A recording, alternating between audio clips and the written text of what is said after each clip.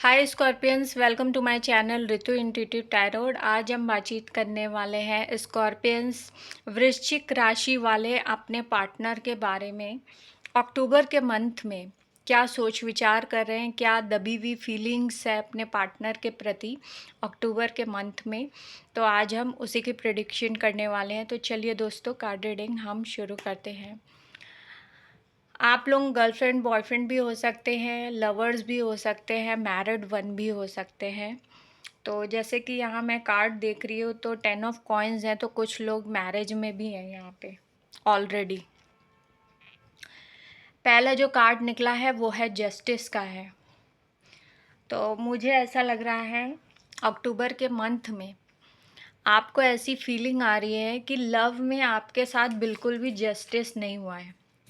जिन जिन लोगों ने आपके साथ रिलेशनशिप बिठाया है तो वहाँ पे आपको जस्टिस वाली फीलिंग नहीं नज़र आई है आपके नज़रिए से। 4 ऑफ कप्स है यहाँ पे।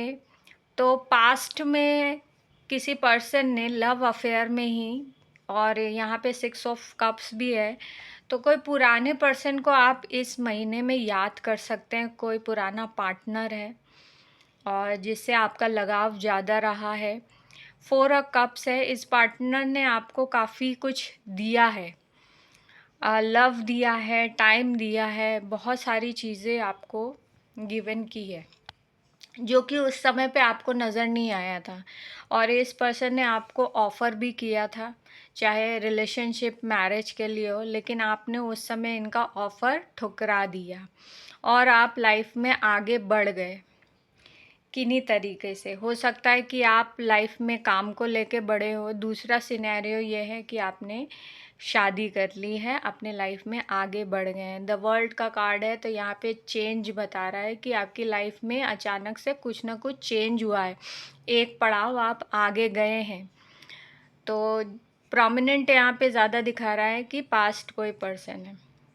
इस पर्सन को लेके आप बहुत हद तक कंफ्यूज्ड माइंड में रहे हैं, आप समझ नहीं पाए हैं। लेकिन यहाँ पे थोड़ा सा मैं रिवील करना चाहूँगी इस बात को।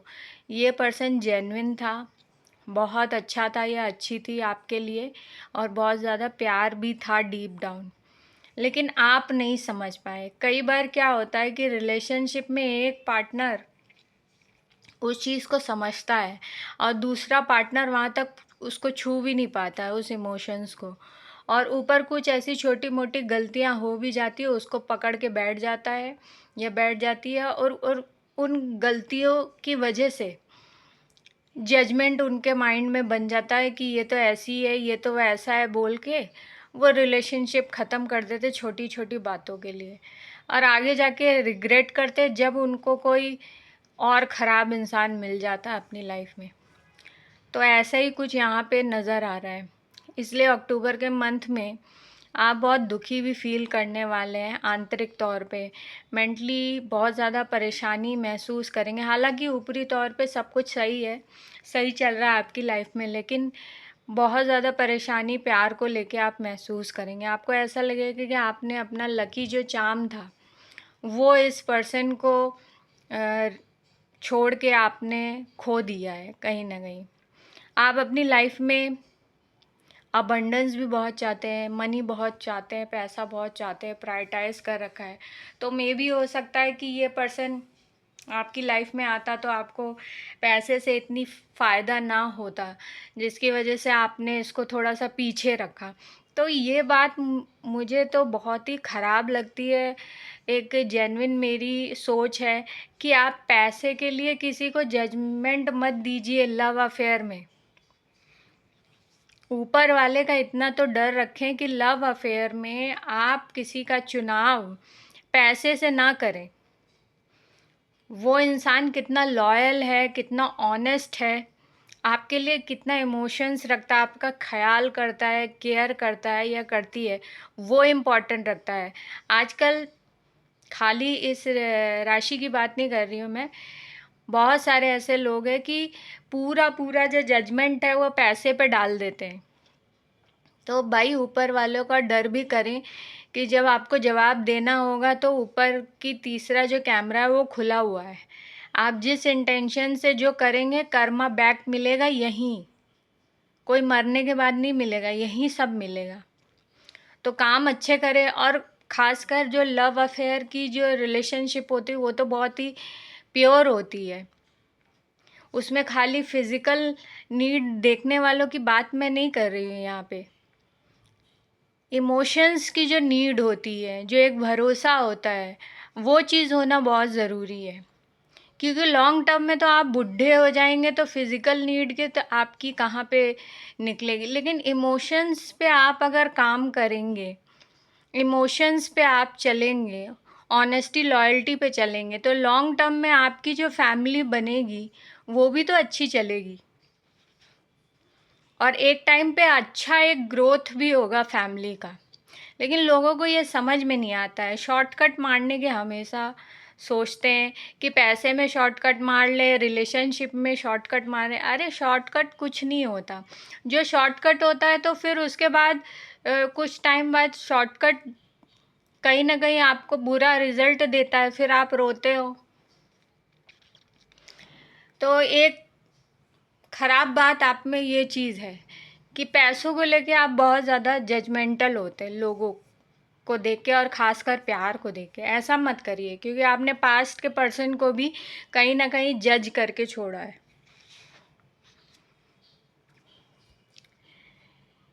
एट ऑफ सॉर्ड्स है यहाँ पे, तो कुछ ना कुछ लीगल इशू में भी आप लोग हैं। कुछ बैंक के लोन हो सकते हैं, या कुछ ना कुछ एक लीगल इशू यहाँ पे मुझे दिख रहा है, जो कि प्रॉब्लम बन के आ सकती है अक्टूबर के मंथ में।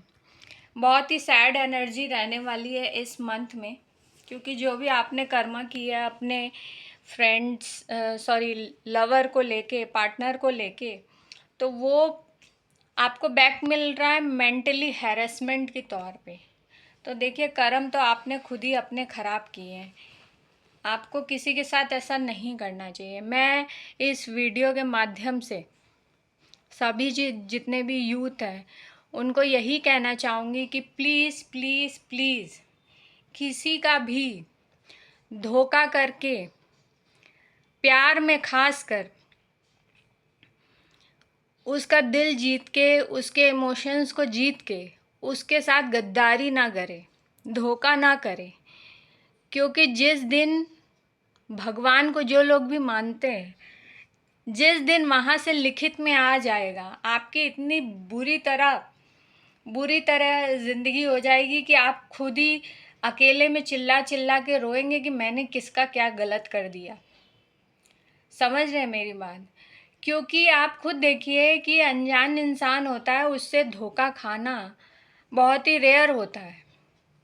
आप अपना ही बन के उसको धोखा दे सकते हैं। तो लोगों ने एक ये माध्यम बना लिया है कि पहले प्यार में फंसाएंगे, उसके बाद हम पैसे लूटेंगे या फिज़िकली कोई नीड होगी।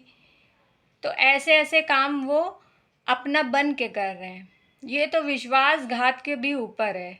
ये तो आपको नरक की क्या बहुत बुरी तरह भूत प्रेत योनि में भी आपको बिल्कुल विचरण करा देगी, जहाँ पे आपको पानी भी नसीब नहीं होगा। और आप फिर बोलेंगे कि अरे नरक किसने देखा है, मरने के बाद किसने देखा है। तो भाई आपकी भी तो फैमिली कभी ना कभी बनेगी।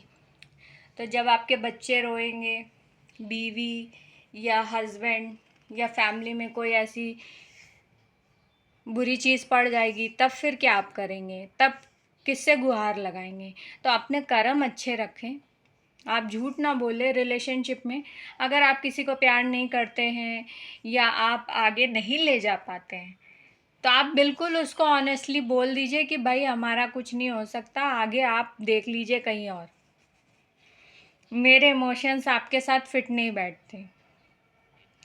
लेकिन कई लोगों को मैं देखती हूँ कि जानबूझ के वो लड़की को या लड़के को, अधिकतर तो शायद लड़कों को ये बात बुरी लगे कि लड़के लोग जानबूझ के फंसाए रखते हैं। ऐसे कुछ लड़कियां भी हैं आजकल, ऐसे मैं नहीं बोल रही हूँ, प्रोमिनेंट नहीं है, लेकिन तादाद ज़्यादा लड़कों की है जो जानबूझ के लड़की को फंसाए रखते हैं कि कुछ भी बोल के कि वो उनके साथ में रहे। भाई आपके दिल और ईमान क्या है? मतलब आजकल सभी पढ़े लिखे लोग हैं, हर चीज़ की नॉलेज है, या घर परिवार से ऐसे संस्कार तो नहीं होते हैं कि जहाँ पे बहन बेटियों को आप ऐसे फंसा के रखें। अगर आप प्यार कर रहे हैं तो शादी तक ले जाएं, उसको निभाएं, ना कि बीच रास्ते पे छोड़ दें।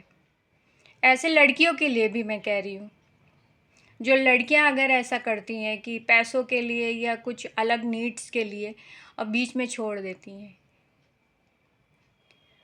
लड़कों के लिए खासकर इसलिए बोल रही हूँ क्योंकि जो हमारी फीमेल्स होती हैं, माँ जगदम्बा के अंश से निकली हुई हैं, इनमें बहुत शक्ति होती है।